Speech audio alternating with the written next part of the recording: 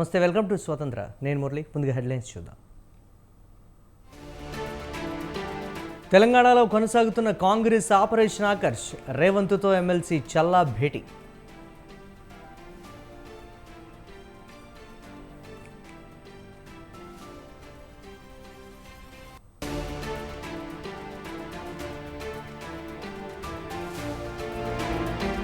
రేపు తెలంగాణ బీజేపీ పదాధికారుల సమావేశం. ఈ నెల 12న జరిగే కార్యవర్గ భేటీపై చర్చ.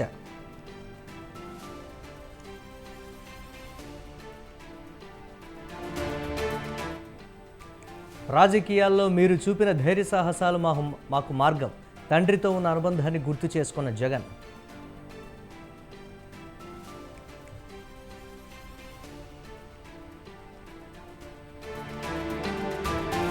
జోడో యాత్రకు వైఎస్ఆర్ పాదయాత్రే స్ఫూర్తి.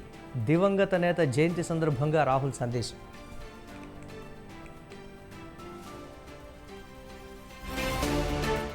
రష్యా పర్యటనకు బయలుదేరిన ప్రధాని మోదీ. శిఖరాగ్ర సమావేశంలో పాల్గొననున్న పీఎం.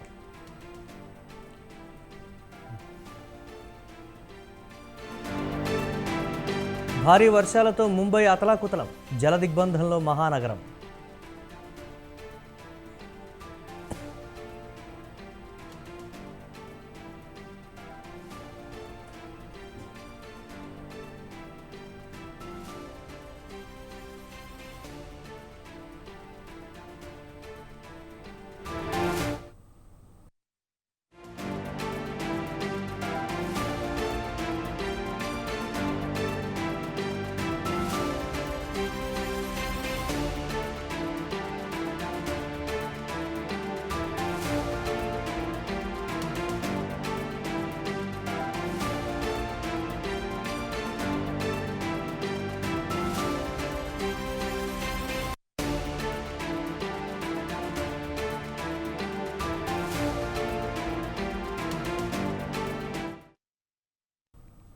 తెలంగాణలో కాంగ్రెస్ ఆపరేషన్ ఆకర్ష్ కొనసాగుతోంది.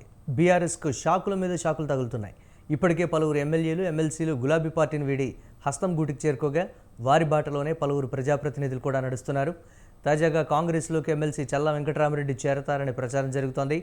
ఇవాళ సీఎం రేవంత్ రెడ్డి ఇంటికి వెళ్లిన చల్లా ఆయనతో భేటీ అయ్యారు.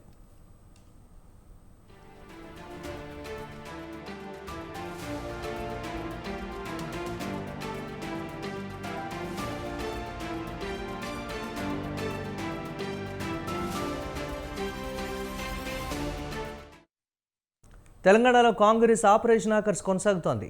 బీఆర్ఎస్కు షాకుల మీద షాకులు తగులుతున్నాయి. ఇప్పటికే పలువురు ఎమ్మెల్యేలు, ఎమ్మెల్సీలు గులాబీ పార్టీని వీడి హస్తం గుడికి చేరుకోగా వారి బాటలోనే పలువురు ప్రజాప్రతినిధులు కూడా నడుస్తున్నారు. తాజాగా కాంగ్రెస్లోకి ఎమ్మెల్సీ చల్లా వెంకటరామరెడ్డి చేరతారనే ప్రచారం జరుగుతోంది. ఇవాళ సీఎం రేవంత్ రెడ్డి ఇంటికి వెళ్లిన చల్లా ఆయనతో భేటీ అయ్యారు. ఇదే అంశానికి సంబంధించి మా కరెస్పాండెంట్ రాజు మరిన్ని అప్డేట్స్ అందిస్తారు. రాజు.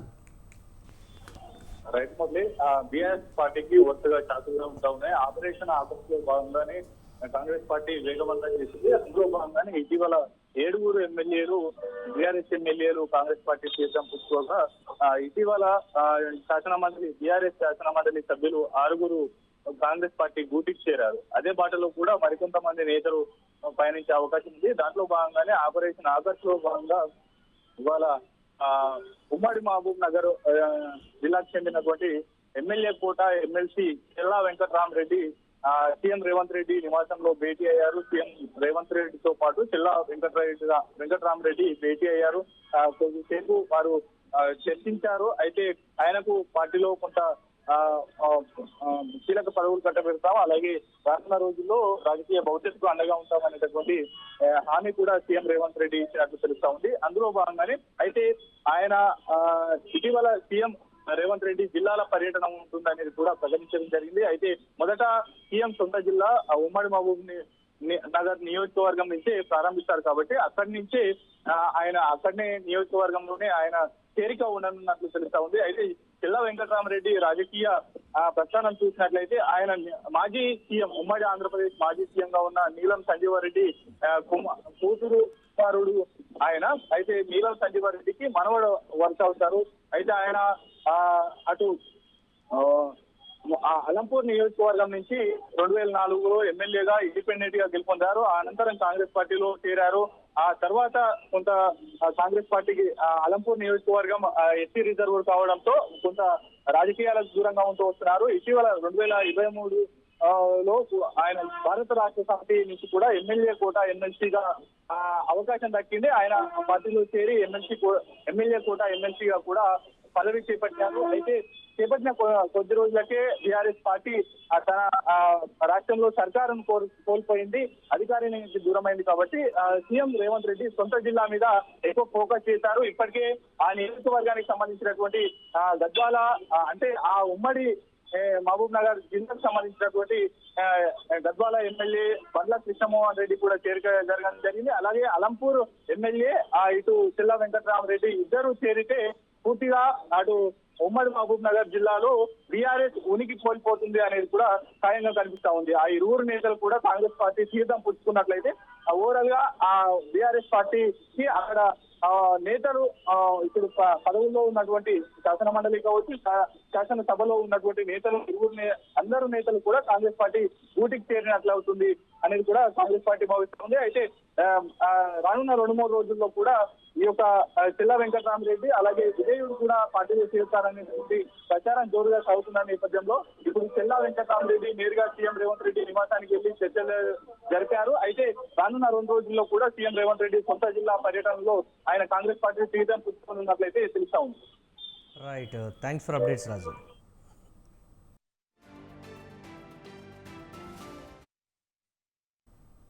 తెలంగాణలో పొలిటికల్ హీట్ సెగలు కక్కుతోంది. జంపింగ్ జపాంగ్లతో శరవేగంగా రాజకీయ పరిణామాలు మారిపోతున్నాయి. అసెంబ్లీ ఎన్నికల నాటి నుంచి గడ్డు పరిస్థితులను ఎదుర్కొంటున్న బీఆర్ఎస్కు దెబ్బ మీద దెబ్బ తగులుతూ ఉంటే మూలిగే నక్క మీద తాటికాయ పడ్డట్లుంది ప్రస్తుత పరిస్థితి. అధికారం కోల్పోయేసరికి ఒక్కొక్కరు గులాబీకి గుడ్ బై చెబుతూ హస్తంకు చేకొడుతున్నారు. గేట్లు తెరవడమే ఆలస్యం అన్న రేవంత్ కాంగ్రెస్ ఆపరేషన్ ఆకర్షణ కొనసాగిస్తున్నారు. దీంతో ఇప్పటికే చాలామంది ముఖ్య నేతలు గులాబీ గూటిని విడగా మరికొంతమంది క్యూలో ఉన్నట్లుగా తెలుస్తోంది.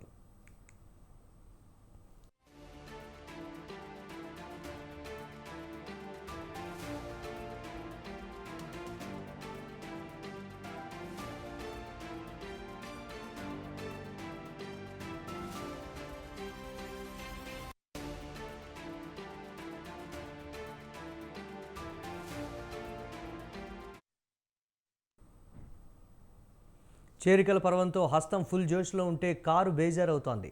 గులాబీ వనం వాడిపోతోంది.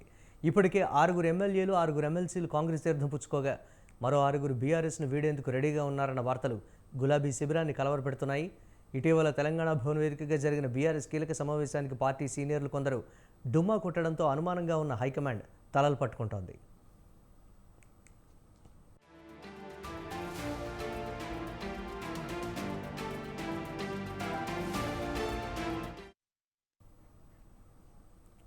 జీహెచ్ఎంసీ కౌన్సిల్ సమావేశం నేపథ్యంలో అనుసరించాల్సిన వ్యూహాలపై 2 రోజుల క్రితం తెలంగాణ భవన్లో కీలక సమావేశం నిర్వహించింది బీఆర్ఎస్ అధిష్టానం. అయితే ఈ సమావేశానికి పలువురు ఎమ్మెల్యేలు డుమా కొట్టారు. కౌన్సిల్ భేటీకి ఖచ్చితంగా హాజరు కావాలని అధిష్టానం నుంచి ఎమ్మెల్యేలకు స్పష్టమైన ఆదేశాలు ఇచ్చినప్పటికీ ఎమ్మెల్యేలు సబితా ఇంద్రారెడ్డి, ప్రకాష్ గౌడ్, మహిపాల్ రెడ్డి హాజరు కాలేదు. దీంతో ఈ 3 ఎమ్మెల్యేలు పార్టీ వీడటం ఖాయమన్న వార్తలు జోరందుకున్నాయి.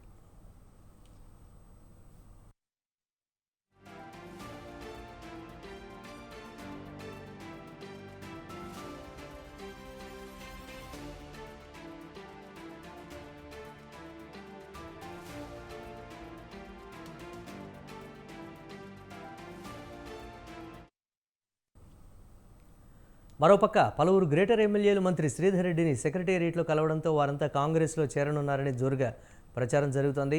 మంత్రిని కలిసిన ఎమ్మెల్యేల్లో కేపీ వివేకానంద, అరికపూడి గాంధీ, సుధీర్ రెడ్డి, మాధవరం కృష్ణారావు, బండారు లక్ష్మారెడ్డి, మర్రి రాజశేఖర రెడ్డి ఉన్నారు. అయితే నియోజకవర్గాల అభివృద్ధి కోసమే మంత్రిని కలిసినట్లు ఎమ్మెల్యేలు చెప్తున్న ప్రస్తుత రాజకీయ పరిణామాల్లో వారి మాటల్లో నిజం లేదన్న టాక్ వినిపిస్తోంది. వాళ్ళందరూ హస్తం చేయందుకోవడం ఖాయమన్న ప్రచారం జోరుగా జరుగుతోంది.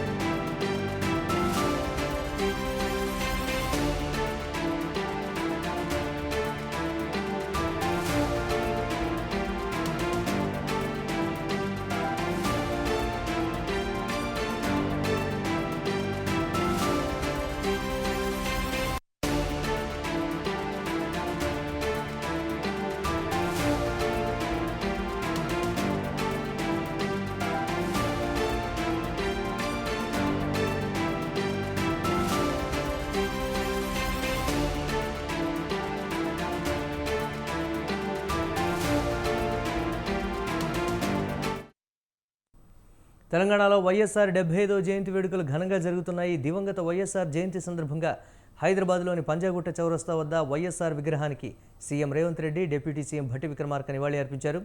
తెలుగు రాష్ట్రాలకు వైఎస్ఆర్ చేసిన సేవలను గుర్తు చేసుకున్నారు.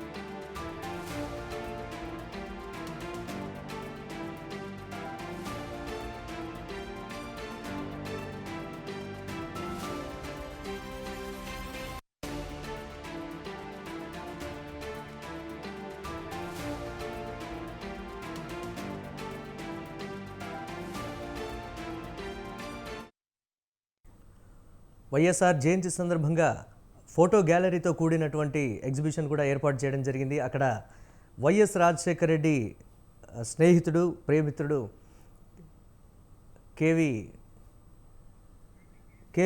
కేవీపీ రామచంద్రారెడ్డి కూడా హాజరైనటువంటి పరిస్థితి మనం చూస్తున్నాం. డిప్యూటీ సీఎం భట్టి విక్రమార్క, అలాగే కాంగ్రెస్ రాష్ట్ర వ్యవహారాల ఇన్ఛార్జ్ దీపాదాస్ మున్షి, ఇతర కాంగ్రెస్ నేతలు, నాయకులు అందరూ కూడా అక్కడ పాల్గొన్నటువంటి లైవ్ కార్యక్రమాన్ని మనం చూస్తూ ఉన్నాం. ఈ నేపథ్యంలో వైఎస్కి సంబంధించినటువంటి మధుర జ్ఞాపకాలన్నింటినీ కూడా పొందుపరిచి ఒక ఫోటో ఎగ్జిబిషన్ లాగా ఏర్పాటు చేసినటువంటి పరిస్థితి ఉంది. వైఎస్ జయంతి సందర్భంగా ఈ నేపథ్యంలో తెలంగాణలో ప్రతి నియోజకవర్గంలో కూడా వైఎస్ఆర్ జయంతిని ఘనంగా కూడా కాంగ్రెస్ శ్రేణులు నిర్వహిస్తున్నటువంటి బ్రేకింగ్ న్యూస్ చూస్తున్నాం.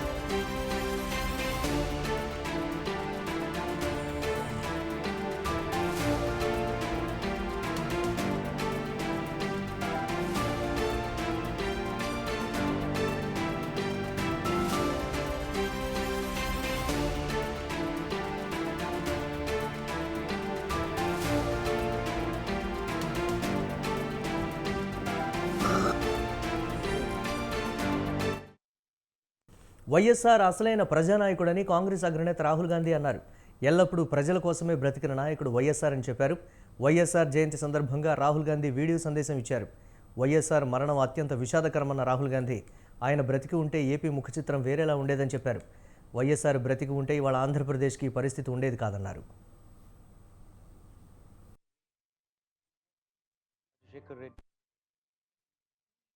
Today is Rajashekar Reddy ji's birthday, a true leader of the masses, a person who felt for the people of Andhra Pradesh, who believed in the people of Andhra Pradesh and who lived for the people of Andhra Pradesh.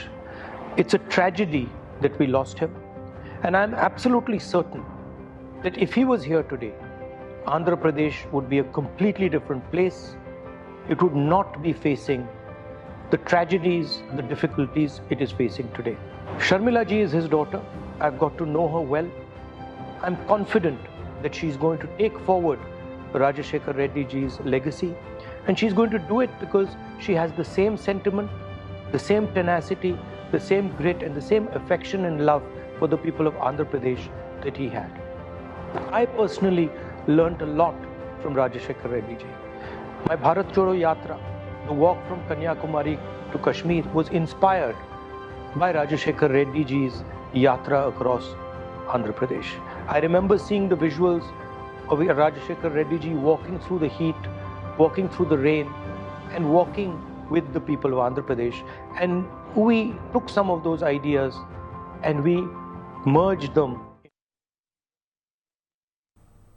ఏపీలో ఇవాల్టి నుంచి కొత్త ఇసుక విధానం అమల్లోకి వచ్చింది. తెలుగుదేశం కూటమి సర్కార్ ప్రకటించిన ఉచిత ఇసుక విధానం అమలు చేస్తోంది. అన్ని వర్గాల ప్రజలకు ఇసుక ఉచితంగా అందుబాటులోకి రానుంది. ప్రభుత్వం అధికారికంగా ఈ మేరకు ఉచిత ఇసుక పాలసీని ప్రకటించనుంది. దాని అమలుకు ఉత్తర్వులతో కూడిన మార్గదర్శకాలు వెలువరించనుంది. ఇందుకు సంబంధించిన విధి విధానాలను గనుల శాఖ సర్వం సిద్ధం చేసింది.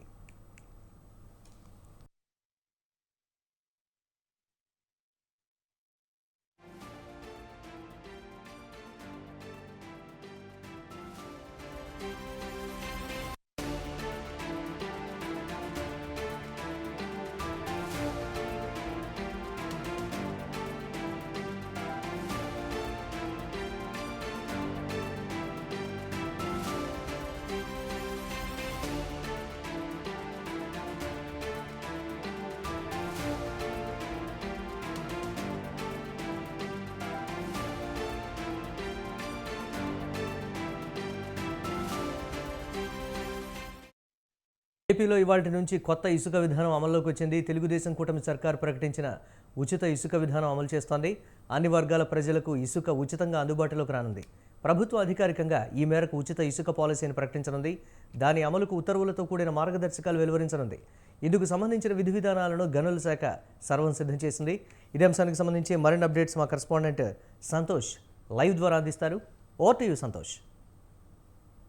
మరలే ఏపీలో ఎన్డీఏ కూటమి అధికారంలోకి వచ్చిన తర్వాత ఎంతో ప్రతిష్టాత్మకంగా కొన్ని హామీలను అయితే కనుక ఇవ్వడం జరిగింది. తన మేనిఫెస్టోలో ఇచ్చినటువంటి హామీల భాగంగా చూసుకున్నట్లయితే కనుక ఇప్పటికే జులైలో పెన్షన్ పంపిణీ అనేది కూడా చేయడం జరిగింది. ఇప్పుడు ప్రస్తుతం చూసుకున్నట్లయితే కనుక పేదలకి ఉచిత ఇసుక విధానాన్ని అమలు చేసే విధంగా కూడా ఇటు సర్కార్ సిద్ధమైనట్లు కూడా తెలుస్తా ఉంది. ఈ రోజు నుంచి కూడా ఇసుక రీచ్ పాయింట్లు అనేది కూడా ఏర్పాటు చేయడం జరిగింది. ఉదయం 6 గంటల నుంచి కూడా ఇసుకని అందుబాటులో తీసుకురావడం కూడా జరిగింది. ఎవరైతే ఈ యొక్క ఇసుకని వినియోగించుకోవాలనుకుంటున్నటువంటి వినియోగదారులందరూ కూడా ఇటు వెబ్సైట్ లో కావచ్చు, అదే విధంగా పూర్తి స్థాయిలో డిజిటల్ పేమెంట్స్ సైతం కూడా డిజిటల్ విధానాన్ని కూడా అమలు చేసినట్టు కూడా తెలుస్తుంది. ఏదైతే గతంలో చూసుకున్నట్లయితే కనుక 475 రూపాయలు ఉన్నటువంటి ఈ యొక్క టన్ను ఇసుకని ఏదైతే వెబ్సైట్ కొన్ని కారణాల రీత్యా కూడా ఆగిపోవడంతో ఇక బ్లాక్ మార్కెట్ నడిచిన విధానాన్ని అయితే కనుక ఇటు గతంలో టీడీపీ ప్రతిపక్షంలో ఉన్నప్పుడు అయితే కనుక నాయకులందరూ కూడా దీన్ని లేవనెత్తిన అంశంగా పరిగణలోకి తీసుకోవడం జరిగింది. ఇప్పుడు ప్రస్తుతం అమల్లోకి వచ్చిన తర్వాత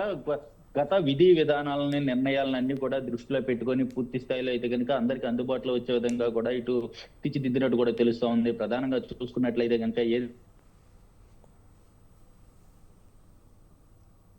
అయితే ఇటు కూడా ఏదైతే కూలి విధానం కావచ్చు వీటిపై అయితే కనుక ఖర్చు ఉంటుంది. ట్రాన్స్పోర్టేషన్ ఏదైతే కిలోమీటర్ కి పరిధి దాటి వెళ్తే మాత్రం కిలోమీటర్ కి ₹4.90 అనేది కూడా ఇటు వసూలు చేయాలన్నట్టు కూడా తెలుస్తా ఉంది. అంటే అందరికీ ఇసుక అనేది అందే విధంగా కూడా ఇటు మైన్స్ శాఖ అయితే కనుక నిర్ణయం తీసుకున్నట్టు కూడా తెలుస్తా ఉంది. ప్రధానంగా చూసుకున్నట్లయితే కనుక పక్కదారి పట్టిస్తే మాత్రం పూర్తి స్థాయిలో ఆ లారీ కావచ్చు, ట్రాక్టర్ కావచ్చు వాటిపై అయితే కనుక పెనాల్టీ విధించే విధంగా కూడా నిర్ణయాలు ఉంటున్నట్టు కూడా తెలుస్తా ఉంది. ఇప్పటికే విధి విధానాలన్నిటి కూడా జిల్లా కలెక్టర్లకు అయితే కనుక ఆదేశాలు జారీ చేయడం కూడా జరిగింది. ఏదైతే ఇక టన్ను చూసుకున్నట్లయితే కనుక దాదాపు లబ్ధిదారుడికి 20 టన్నుల వరకు కూడా ఈ యొక్క ఇసుక రోజుకి 20 టన్నుల వరకు కూడా ఈ యొక్క ఇసుక విధానాన్ని కూడా అమలు చేయడం కూడా జరుగుతుంది. ఎంతో ప్రతిష్టాత్మకంగా ఈ యొక్క ఇసుక విధానాన్ని పేదలందరికీ కూడా లబ్ధిదారులందరికీ కూడా అందే విధంగా కూడా నిర్ణయాలు అయితే కూడా తీసుకుంటుంది. ఇంకా రాష్ట్రంలో నిర్మాణ రంగం బలోపేతం చేసేందుకు కూడా ఇది ఒక తొలి అడుగు వేసినట్టు కూడా ఇటు ప్రతి ఒక్కరూ హర్షణీయంగా చెప్తున్న పరిస్థితులు కూడా కనబడతా ఉన్నాయి. మంత్రి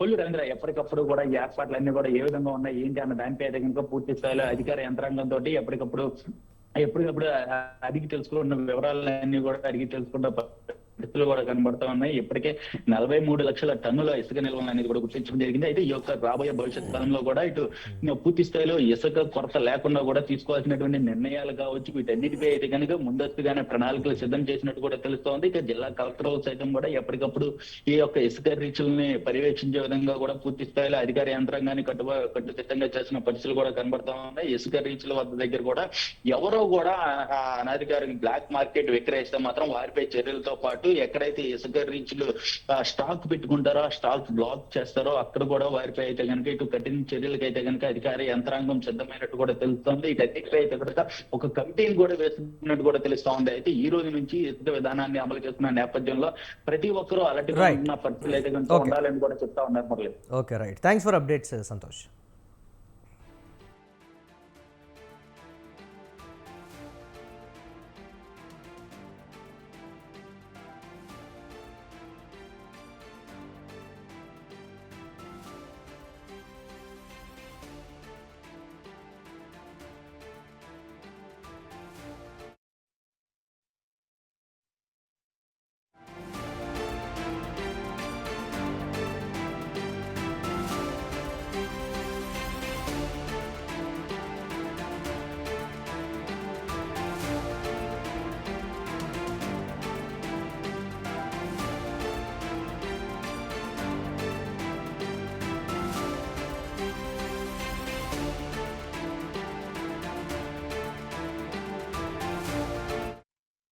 హైదరాబాద్లో తీవ్ర కలకలం రేపిన ది కేవ్ పబ్ డ్రగ్స్ కేసులో దర్యాప్తు ముమ్మరం చేశారు పోలీసులు.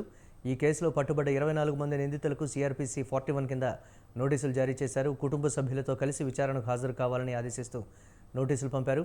మరోపక్క పరారీలో ఉన్న 4 పబ్ ఓనర్ల కోసం విస్తృతంగా గాలిస్తున్నారు.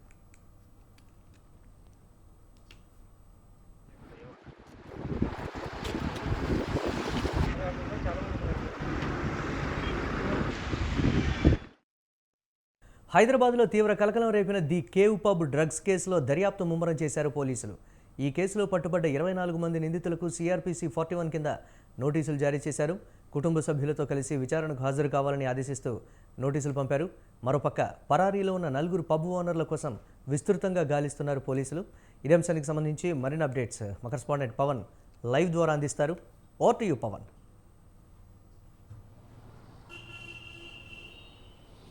ది కేవ్ పబ్ సంబంధించిన డ్రగ్స్ విషయంలో పోలీసులు కేసును దర్యాప్తు ముమ్మరం చేశారు. అయితే ఇప్పటికే 24 మందిని కూడా అదుపులోకి తీసుకొని వారికి 41 ఇయర్స్ సిఆర్పిసి నోటీసులు కూడా జారీ చేశారు.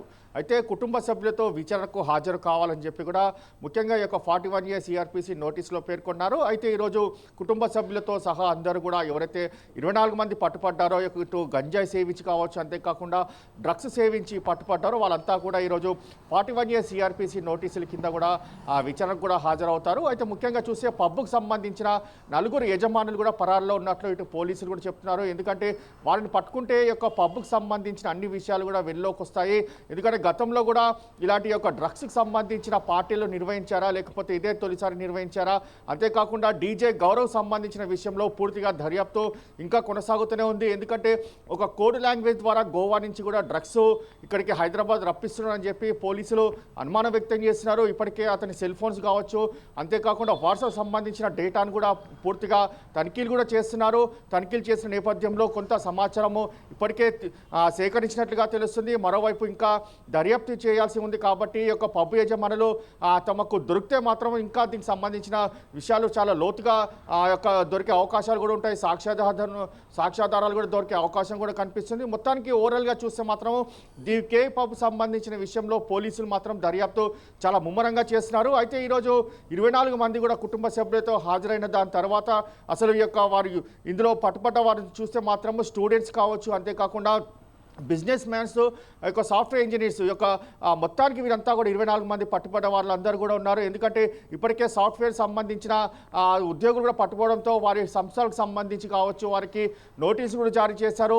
డ్రగ్స్ పైన యొక్క కంపెనీలో పూర్తిగా అవగాహన కల్పించాలి. అంతేకాకుండా స్టూడెంట్స్ పట్టుబడ్డారు వాళ్ళ కాలేజీలో కూడా నోటీసులు కూడా రాస్తున్నారు.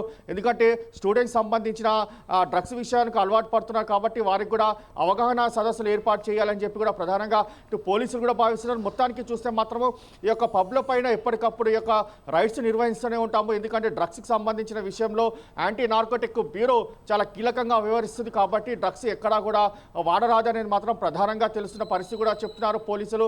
కాబట్టి ఇది కే పబ్బే కాదు, ఇంకా చాలా పబ్ల పైన కూడా రైడ్స్ నిర్వహిస్తాము. తమకు సమాచారం వచ్చిన వెంటనే కూడా రైడ్స్ చేసి వారిని అదుపులోకి తీసుకుంటాము. ఎందుకంటే అప్పటికప్పుడు ఈ యొక్క డ్రగ్స్కి సంబంధించిన టెస్ట్ కూడా నిర్వహిస్తాం కాబట్టి అప్పుడు పాజిటివ్ నెగిటివ్ ఇమీడియట్లీ తెలిసిపోతుంది.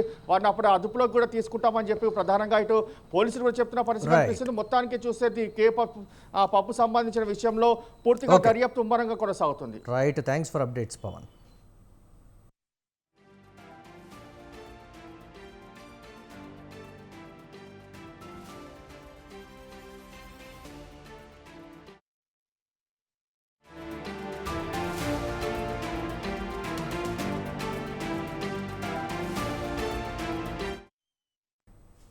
గత 3 నెలలుగా ఎదురు చూస్తున్న కార్పొరేషన్ల చైర్మన్ల నియామక జీవో విడుదల చేసింది తెలంగాణ సర్కార్. 35 మంది చైర్మన్లను నియమిస్తూ ప్రభుత్వ ఉత్తర్వులు జారీ చేసింది.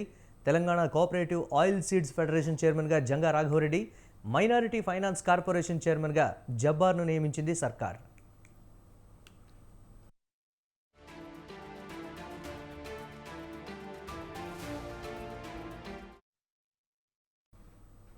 ఇవి ఇప్పటి వరకు అప్డేట్స్. కీప్ వాచింగ్ స్వతంత్ర.